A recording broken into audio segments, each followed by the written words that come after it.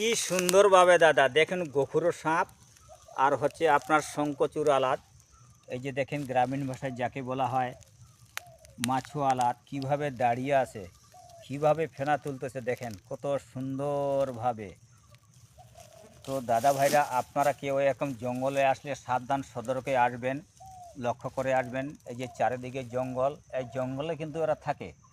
জঙ্গলের জিনিস জঙ্গলে থাকতে ভালো। দেখেন দুইজন কীভাবে বন্ধুর মতন একদম ফেনা তুলে দাঁড়িয়ে আছে, কত সুন্দর করে, কত সুন্দর। তো এই যে গহমা আর হলো গ্রামীণ ভাষায় বলে মাছওয়ালা দুইখানা সাপ এখানে এই যে বাঁশঝাড়ের কাছে আপনারা দেখতে পাচ্ছেন।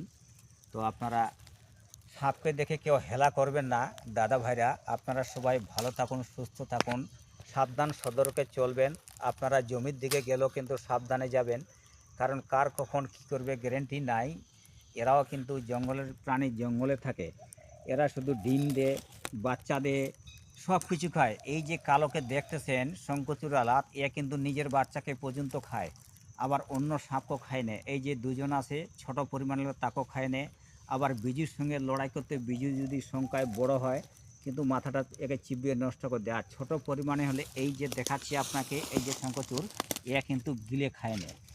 সাংঘাতিক আসতে যা। তো দাদা ভাইরা আপনারা ভালো থাকুন, সুস্থ থাকুন। অশেষ ধন্যবাদ, ধন্যবাদ আপনাদেরকে।